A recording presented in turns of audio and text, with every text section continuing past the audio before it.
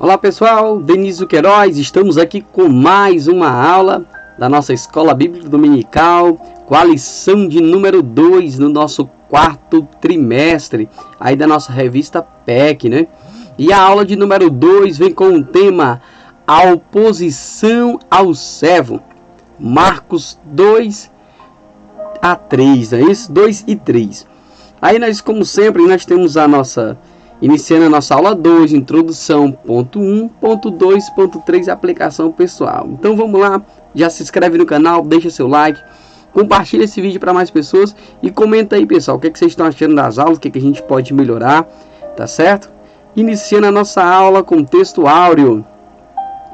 Retirando-se os fariseus, conspiravam logo com o Herodianos contra ele, em como lhe tirariam a vida. Já estavam armando aí, né, para tirar a vida do Senhor Jesus. Aí nós temos a nossa leitura bíblica em classe, verdade prática, introdução, tópicos, aplicação pessoal. A nossa leitura bíblica para estudo é Marcos capítulo 3, do verso 1 ao 21, tá? Você faz a leitura em casa, tudo bem? Nossa verdade prática. Servir a Cristo também significa ser fiel e corajoso em meio às provações e perseguições. Quando o negócio aperta, mesmo nas lutas, na dificuldade, nós aí servimos a esse Deus fiel. Aí nós temos a introdução, daqui a pouco já vamos ver. O nosso primeiro ponto, oposição silenciosa, que se divide em 3 partes. O paralítico e seus amigos, Jesus e seus opositores, perdão de pecados. O ponto 2, oposição explícita, também com 3 pontos. Reunião com os pecadores, negligência do jejum, velhas tradições. E o ponto 3, oposição cruel, porque valorizou as pessoas acima dos costumes, porque fez o bem, porque não recuou. E aí depois a nossa aplicação pessoal. Então vamos lá, já para a nossa introdução. Jesus atinge o auge de sua popularidade. Multidões afluem de todos os cantos em busca de cura e libertação. Mas a popularidade de Jesus também atrai terríveis opositores, polêmicas religiosas e o que? Resistências familiares. Pessoal, quando você também crescer, você ficar uma pessoa popular, isso aqui vai acontecer na sua vida, tá certo? As pessoas, elas nunca estão contentes quando nós estamos crescendo, porque quando nós crescemos, nós incomodamos, tá certo? Ponto 1, oposição silenciosa. Vamos lá. O paralítico e seus amigos. Alguns foram ter com ele conduzindo um paralítico, levado por 4 homens. Devido à privilegiosidade de localização geográfica, Cafarnaum foi escolhida por Jesus como sua cidade base. O servo encontrava-se em casa. Jesus morava em Cafarnaum, né? Provavelmente a casa de Pedro. Havia uma multidão no local. De repente, percebeu-se que algumas pessoas enfrentavam dificuldades para conduzir um paralítico até Jesus. Somente Marcos revela que eram precisamente 4 homens os que carregavam o paralítico. Ou seja, Marcos ele foca nesses 4 homens levando aí o paralítico. Esse grupo tinha uma fé persistente e criativa. O peso do paralítico, a impenetrabilidade da multidão e as tentativas frustradas de acesso a Jesus pelas vias usuais não fizeram desistir. Mesmo com toda a dificuldade de entrar no meio da multidão, de carregar o paralítico, aqueles homens não desistiram. É muito importante você ter amigos na sua vida, pessoas para lhe ajudar no momento da sua dificuldade, tá certo? Confiantes de que Jesus curaria aquele desafortunado, não mediriam esforços. Engenhosamente contornaram a multidão, destelhando a casa e pelo teto baixaram diante de Jesus o leito que jazia o paralítico. O que nos tem impedido de levar as pessoas a Cristo. Pessoal, olha só, os homens enfrentaram a multidão, viu que não dava certo passar, foi que eles tiveram a ideia: vamos colocar por cima, destelha e desce o homem bem aonde Jesus está.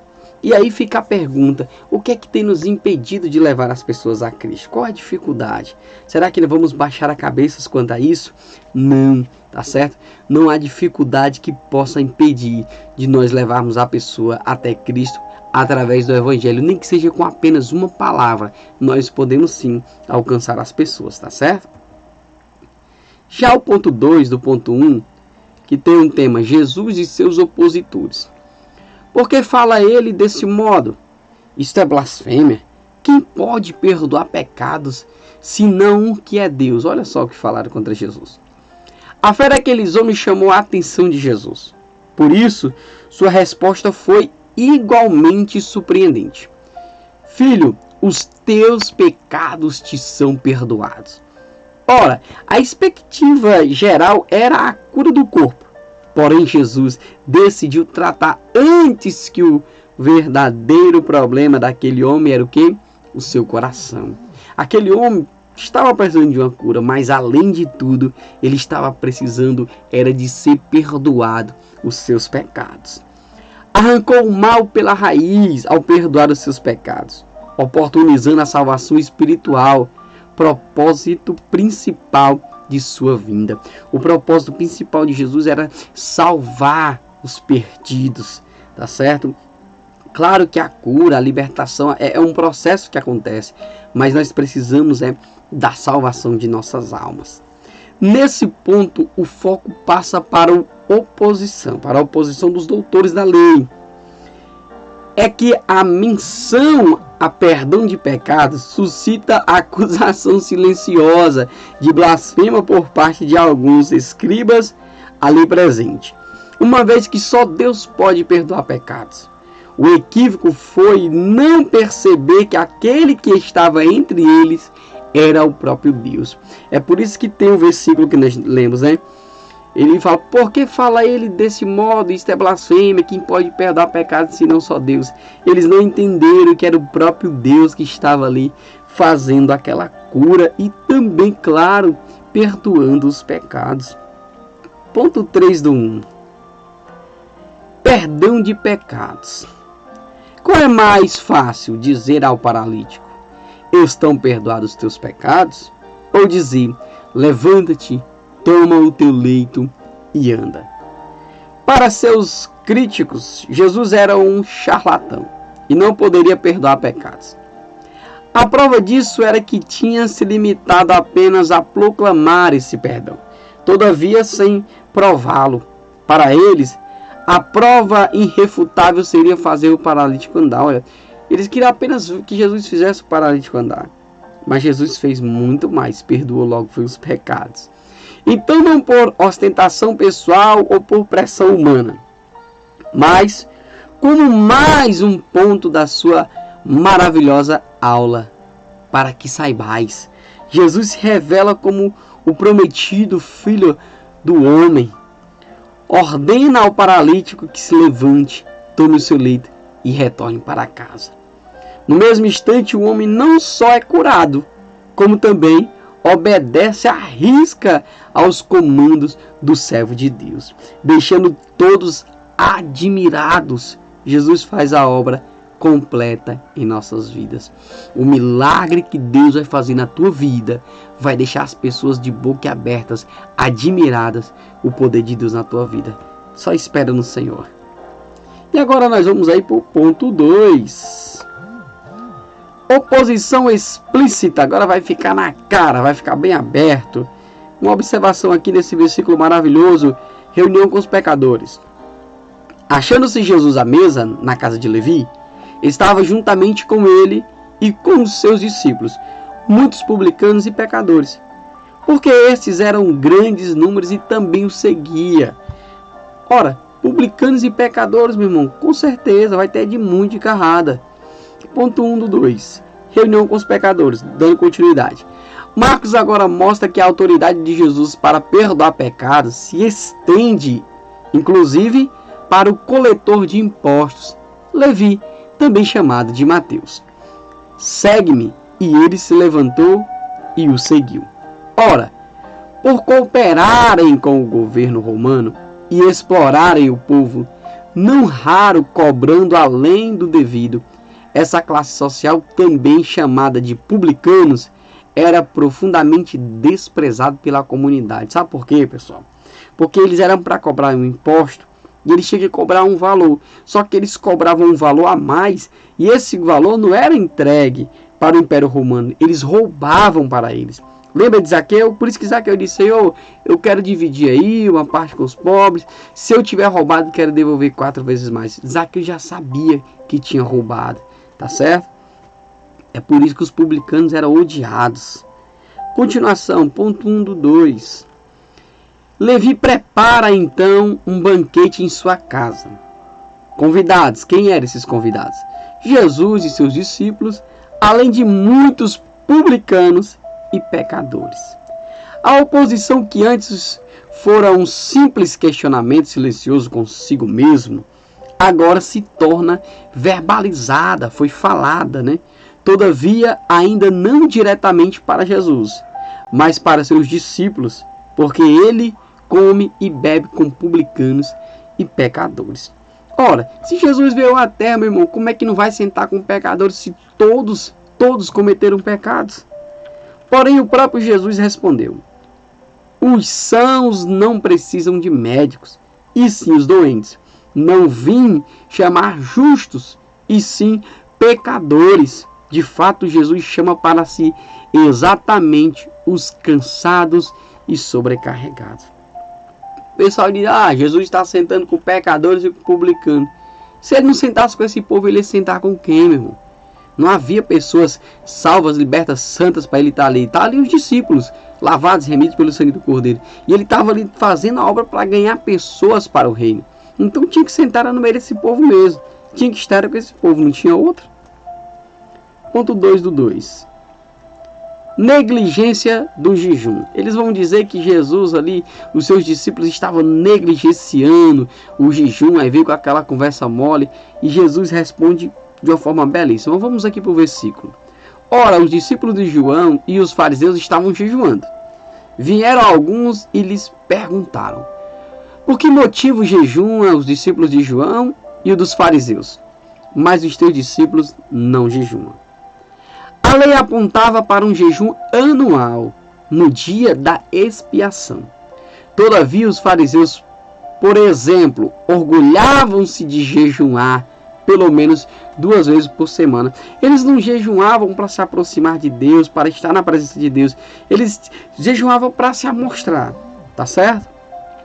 O sentido do jejum não era real, era apenas ficção, era apenas aparência. Eles faziam do jejum um palco de um teatro, onde apresentava o show de uma piedade inexistente e hipócrita. A pergunta agora é feita diretamente a Jesus. A oposição se torna cada vez mais explícita. Em resposta, Jesus compara a sua presença na terra como uma festa de casamento. Durante o tempo em que estiverem presente o noivo, não podem jejuar. Uma observação a ser feita: Jesus não estava contra o jejum. Ele denunciou o jejum dos hipócritas, tá? Jesus não estava proibindo jejuar, mas ele estava mostrando que aquele jejum era falso. Não era para se aproximar de Deus, mas sim para apenas tentar impressionar as pessoas dizendo que eram santos.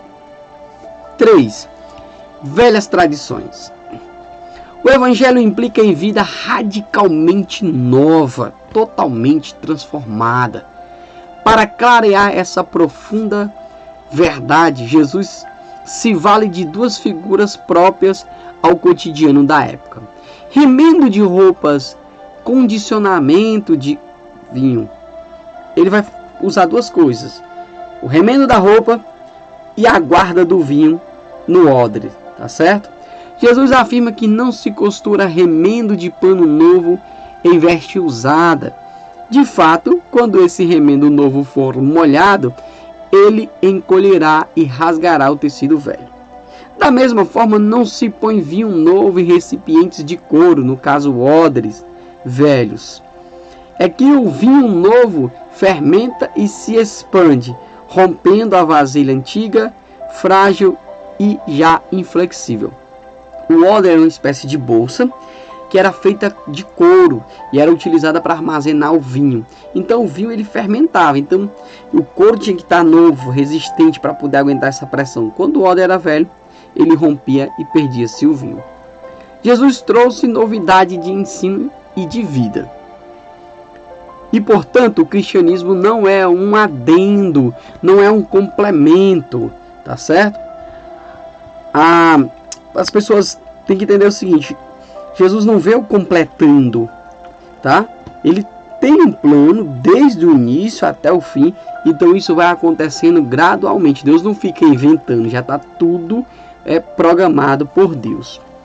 Ou apêndice ao judaísmo, tampouco reforma dos antigos costumes judaicos. Trata-se de uma verdade, de algo incompatível com a religiosidade exterior e as velhas tradições veneradas pelos líderes de então. Ou seja, Jesus não está trazendo algo novo, ele está trazendo o que é certo. As pessoas foi que pegaram o que era certo e praticaram de forma errada, tá certo? E aí nós vamos já para o nosso ponto 3. Oposição cruel. Ponto 1 do 3. Porque valorizou as pessoas acima dos costumes. Jesus fez isso, ele valorizou as pessoas mais do que os costumes. E é por isso que a oposição veio de uma forma cruel contra ele. E acrescentou: o sábado foi estabelecido por causa do homem, e não o homem por causa do sábado. A oposição a Jesus vai se tornando cada vez mais insistente e alarmante. Agora o servo será testado em relação a outro tema, caro aos fariseus: a questão do sábado. Ao observarem que os discípulos de Jesus colheram e comeram espigas após debulhadas com as mãos, até tirou o milho ali da espiga com as próprias mãos, os fariseus os acusam de violação do sábado. Aí Jesus traz uma resposta bem bacana.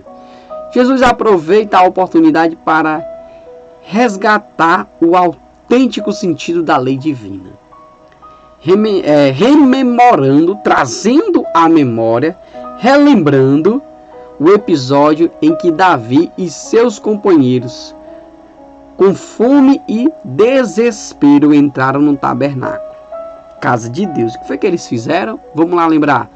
E comem pães sagrados, então destinado exclusivamente aos sacerdotes. Ora, ritos não valem mais que o ser humano. Assim conclui que o sábado foi estabelecido por causa do homem e não o contrário. Como se vê, o conhecimento da palavra é antídoto contra o legalismo, e o amor é a chave de compreensão da lei de Deus. Como ele diz, né? Amarás o próximo como a ti mesmo. Muitas pessoas valorizam mais os ritos, as práticas religiosas, do que as próprias pessoas. Mas Jesus veio para valorizar vidas. Ponto 2 do 3. Por que fez o bem? Olha, Jesus era perseguido cruelmente porque fazia o bem.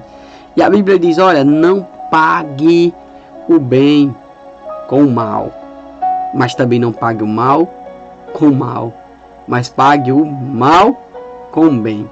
Se alguém te fez bem, faça bem às pessoas.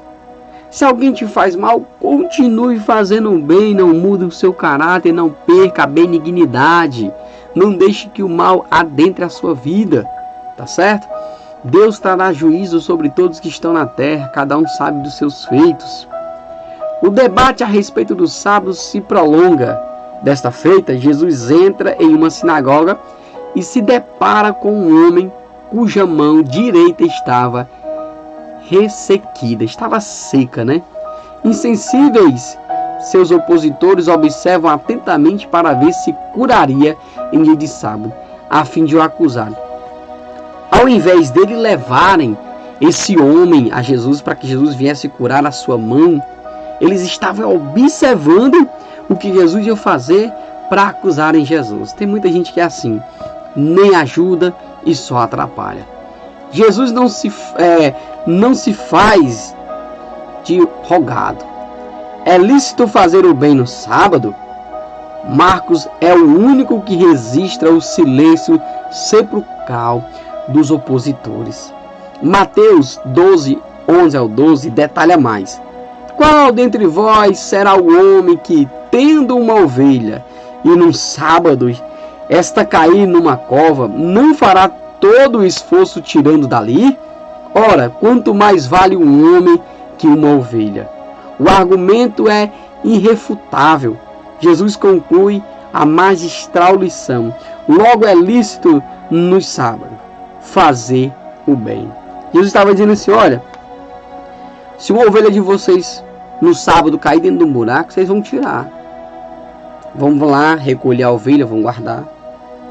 Qual vale mais, uma ovelha ou curar uma pessoa, uma vida, ou fazer o bem a uma pessoa? Então, muitas das vezes as pessoas valorizam mais bens materiais do que as próprias pessoas. Mas Jesus veio para nos valorizar como seres humanos. Nós somos do Senhor, nós temos um valor grandiosíssimo para Deus. Em seguida, sai da teoria para a prática.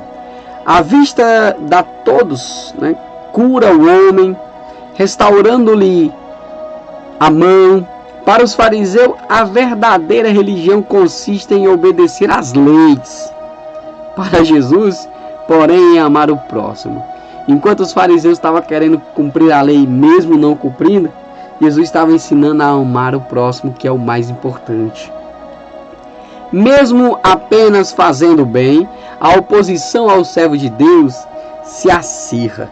Quanto mais Jesus fazia o bem, mais ele era perseguido. Uma surpreendente coalizão político-religiosa entre os fariseus e herodianos, defensores da dominação romana contra Jesus. O objetivo, matá-lo. Os homens amaram mais as trevas do que a luz. O que eles queriam fazer? Eles queriam matar Jesus. O motivo era só esse. Porque Jesus estava incomodando onde Jesus passava. Porque Jesus era um diferencial. Onde Jesus passou fazia a diferença. As pessoas te perseguem. As pessoas querem teu mal. Elas querem te parar porque você é um diferencial. E aonde você passa, você incomoda porque a luz de Cristo está na tua vida. Então não para, continua que no seu tempo Deus ele vai te honrar. 3. Porque não recuou. Perseguiram Jesus porque Jesus resolveu não recuar. Ele resolveu seguir em frente, fazer a vontade daquele que havia enviado ele. Então não para, continua. Deus é contigo por onde quer que andares. Perseguição nunca frearam o reino de Deus. E nunca vão frear. Porque a obra de Deus ela não para. Pelo contrário, expandiram. No auge da perseguição, inclusive com conspiração pela sua morte, Jesus segue resoluto em sua missão. Mais que isso, Jesus decide amplificar o poder de alcançar de seus discípulos 12 homens para entrarem mais próximo de si e os enviarem para pregar e exercer a autoridade de expelir demônios. Jesus chama os discípulos, encoraja, reveste de poder, dá autoridade e manda eles ir fazer a obra, desfazendo aí as obras do diabo. O conflito cósmico se agrava. A reação maligna é dura e cruel. A sanidade mental de Jesus é posta em xeque por sua própria família. Não bastasse, a seguir vem a sordida acusação da parte dos líderes religiosos. É pelo maioral dos demônios que expele os demônios. Além da família de Jesus vir contra ele, as lideranças religiosas daquela época também vieram, dizendo que Jesus expulsava demônios em nome de Beelzebul, príncipe dos demônios. Olha só, vamos ver uma coisa interessante. Na articulação de sua resposta, Jesus demonstra plena saúde intelectual e espiritual. De início, prova a contradição lógica das acusações. Depois afirma por parábola sua franca blasfêmia contra o Espírito Santo. Jesus vai dizer um negócio aqui para ele seguinte, olha. A sua franca oposição a Satanás, Jesus deixa bem claro. Ó. Por fim, faz solene advertência a respeito do perigo do pecado de blasfêmia contra o Espírito Santo. O que é isso, pessoal? As pessoas estavam atribuindo o que Jesus estava fazendo a demônios. As pessoas estavam atribuindo os milagres de Deus a demônios. Então tome muito cuidado quando você for julgar uma pessoa que está sendo usada por Deus. Peça primeiro direção a Deus para você não cair nisso aqui, tá certo?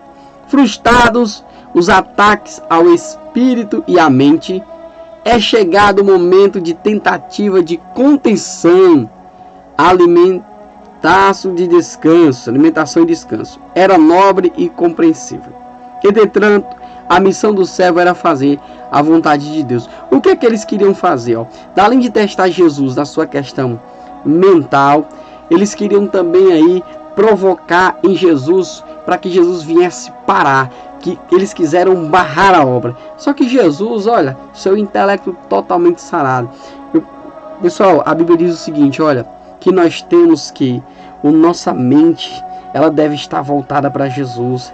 A nossa mente deve estar pensando nas coisas do alto. A nossa mente tem que estar todo dia buscando a Deus para ter uma mente renovada, não se conformando com esse mundo, mas renovai-vos aí no vosso entendimento, tá certo? Aplicação pessoal. Já estamos finalizando para a glória de Deus. Aquele que serve a Cristo caminha triunfantemente em meio a toda espécie de perigo e oposição. O que a revista aqui nos está dizendo? Olha, aquele que está servindo a Jesus não para em meio à luta, não para em meio à dificuldade, não para em meio à afronta. Pelo contrário, quando tudo isso acontece, é porque as coisas estão dando certo. Deus, ele é contigo, tá certo? Não se esquece, se inscreve no canal, deixa seu like. Que Deus em Cristo Jesus abençoe e até o próximo vídeo para a glória do Senhor Jesus.